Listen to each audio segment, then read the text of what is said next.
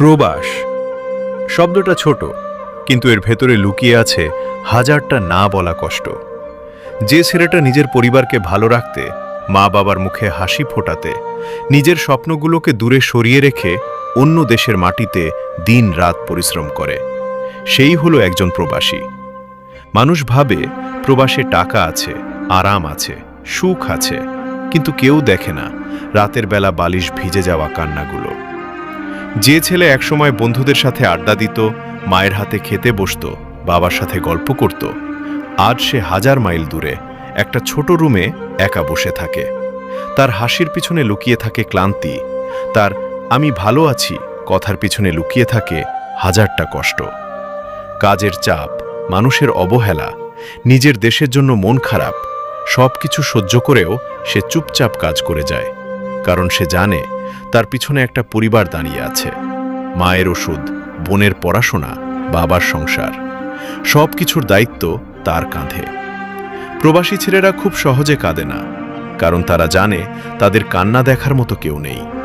অনেক সময় খাবার খেতে ইচ্ছে করে না, অনেক সময় শরীর অসুস্থ থাকে, তবুও তারা কাজে যায়, কারণ একদিন কাজ না করলে পরিবারের মুখে হাসি কমে যাবে।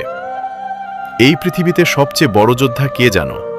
সেই প্রবাসী ছেলে, যে নিজের সুখ ত্যাগ করে পরিবারের স্বপ্ন পূরণ করে।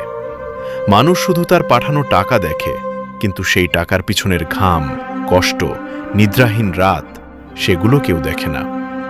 তবুও প্রবাসী ছেলেরা হার মানে না, কারণ তাদের বুকের ভিতরে থাকে একটা স্বপ্ন, একদিন সব ঠিক হয়ে যাবে। হয়তো আজ তোমার পাশে কেউ নেই, হয়তো তোমার কষ্ট কেউ বোঝে না, তবুও মনে রেখো, তুমি দুর্বল নও। তুমি সেই মানুষ যে 1000 কষ্টের মাঝেও নিজের পরিবারকে হাসানোর চেষ্টা করে যাচ্ছে। তুমি ভেঙে পড়ো না ভাই, কারণ তোমার জন্যই তোমার পরিবার আজ বেঁচে থাকার সাহস পায়। একদিন তোমার এই কষ্টের দাম অবশ্যই মিলবে।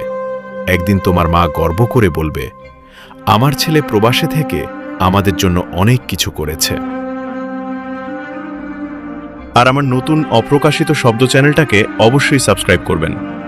ইতি, তোমাদের সম্পদ ভাই।